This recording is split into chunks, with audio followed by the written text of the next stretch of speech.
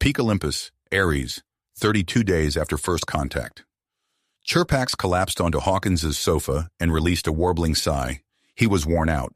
His past month in the hurriedly established ZEAL, Xenological Aptitude Testing Lab, one more human acronym, had left the HFY mentally and physically depleted.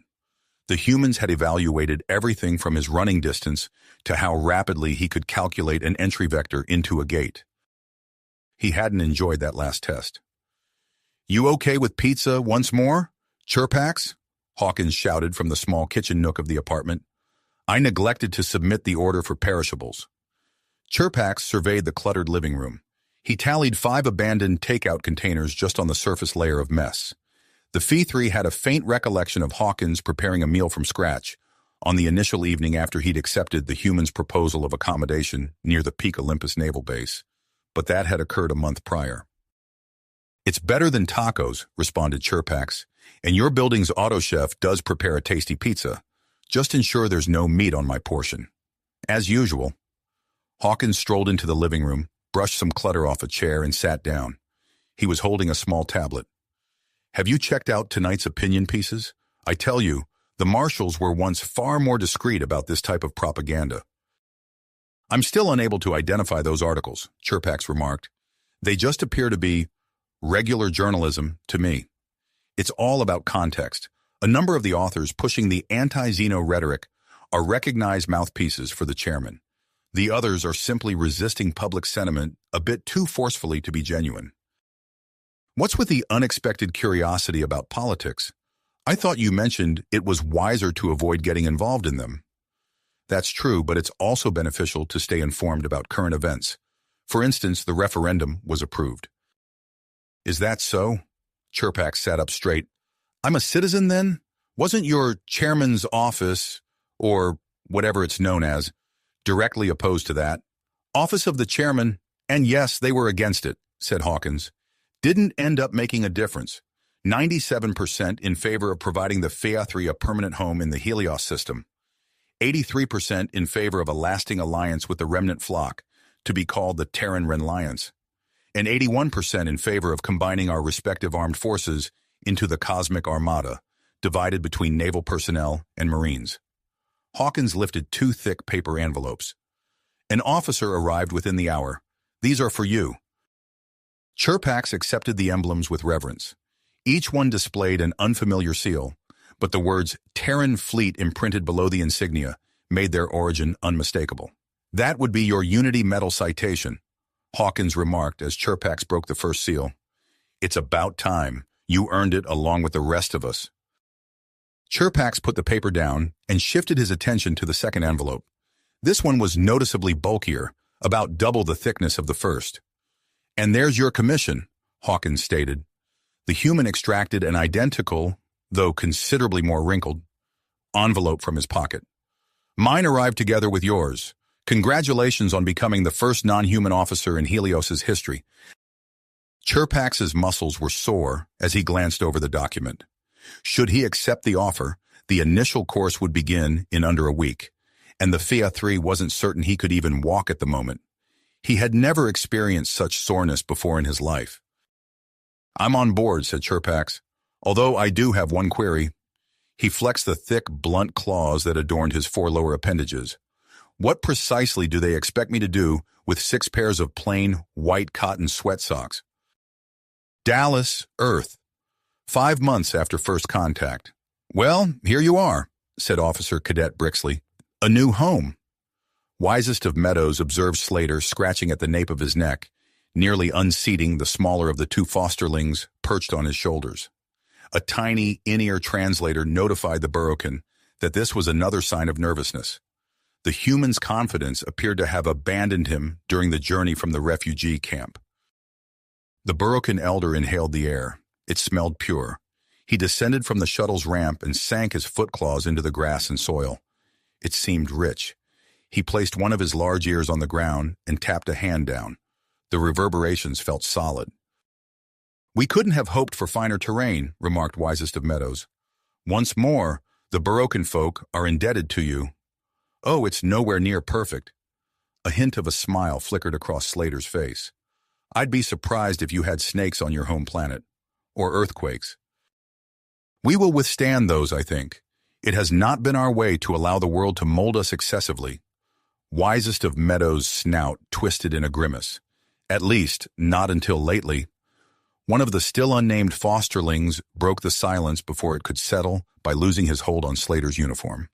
The small Baroquin's bluntly clawed hand flailed about and latched onto the human's ear. Holding back a swear, Slater lifted the small bundle of fur and placed it on the ground. The little creature immediately clung to his leg and began to climb up. Slater sighed. They don't quit, do they? Eldest of Field's trunk curled into a smile.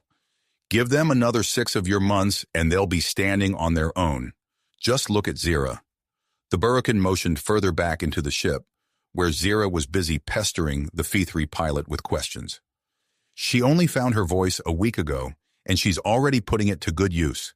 Another year and she will have moved out of my care completely. You Baroquin really grow up fast, don't you? After a fashion, how many of your years have you seen? 53. I have experienced 83 harvests, 28 of your years. And I am eldest. Before long, I will enter the endless winter. I've mentioned this previously, but we have plenty of scientists and physicians. It wouldn't be difficult to... No, we are not a species inclined towards change, yet change has been thrust upon us. Wisest of Meadows looked back at Zira. It would be calamitous if you prolonged the lives of our elders. What prospects do our young ones have if the old leaders stay in power? You seem like you've had no trouble adapting. Wisest of Meadows snorted. I am the exception, the outlier. That's why they selected me to represent the Baroquin on your council. No, the elders wish only to pretend that our species wasn't nearly eradicated. They want to burrow their tunnels and forget. And you? I desire a future for my kind, and may the cold of winter claim me. I seek vengeance. Wisest of Meadows glanced back at Zira. I worry that I have no more to teach our young ones. What good are burrows and pastures against the powers aligned against us? The quiet lingered for an extended, uninterrupted moment. A brisk wind swept through the grass that spread across the plain. As he stood there, Wisest of Meadows suddenly realized how small he appeared beside his towering companion. His snout scarcely reached Slater's waist.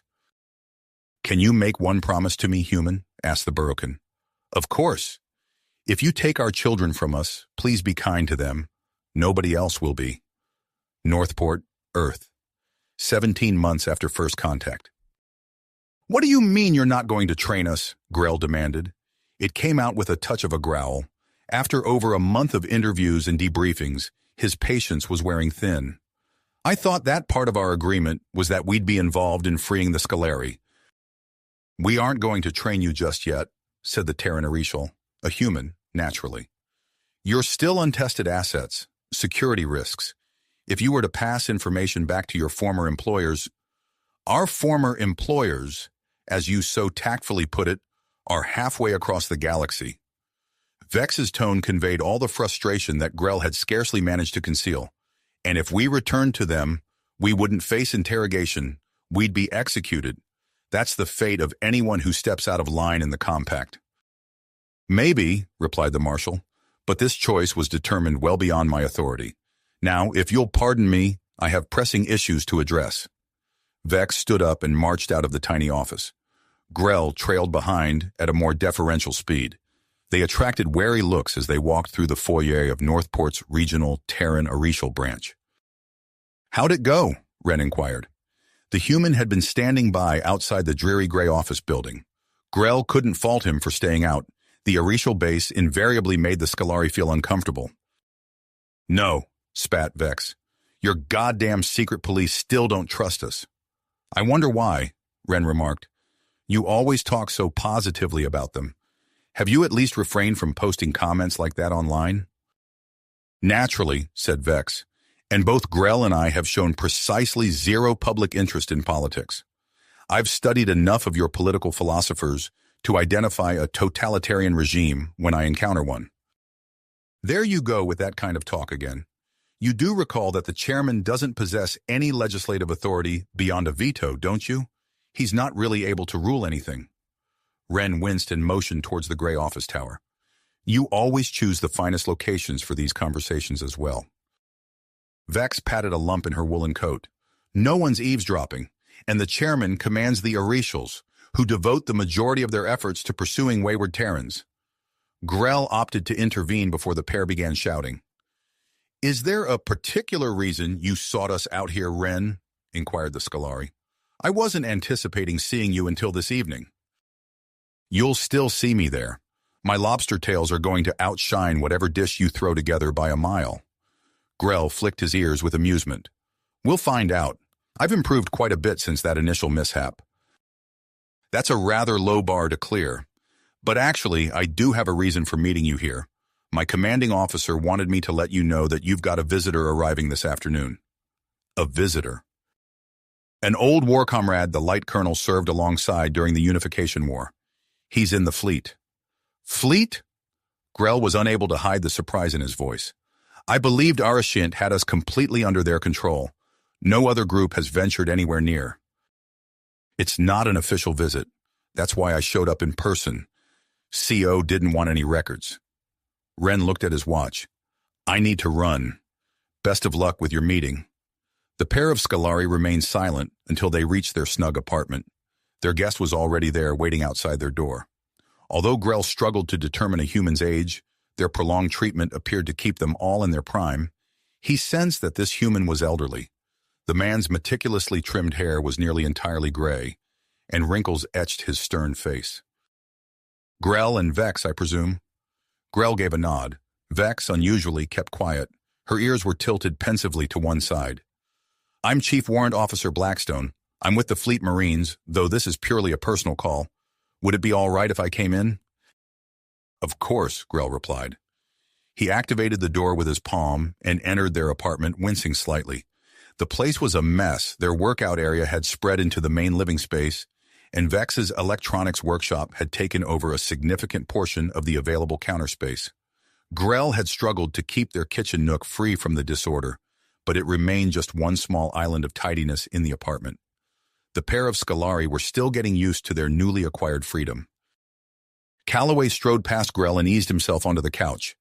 There was something about the man's gait that caught Grell's attention. The elite Scolari units, Vanguard, had moved in a similar manner. However, they had exaggerated it, transforming it into a swagger, whereas Calloway appeared to be attempting to conceal it. I'm here to extend both of you an invitation to my ranch on Ares. We're unable to go, Vex stated. We aren't citizens of Terra. No one's prepared to chance upsetting the marshals by backing our travel request. Is that it? Consider yourself sponsored. I can get the paperwork submitted within the day. What's your reason for being so eager to bring us to this ranch of yours? Inquired Grell. You're attracting quite a bit of notice for someone organizing a simple tourist excursion. As it happens, some members of the recently established 7th Elite Task Force are currently on vacation there.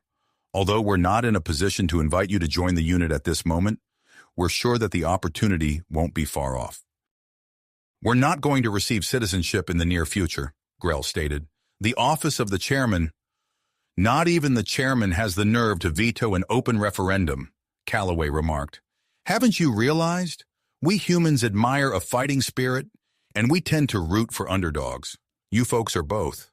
The human smiled. You'll be wearing marine blues before the month is out. You have reached the end of the story. If you enjoyed this story and want to support us, please leave a like and subscribe to our channel, and for every comment that says 88, I will heart every single one of them. Thank you for your time.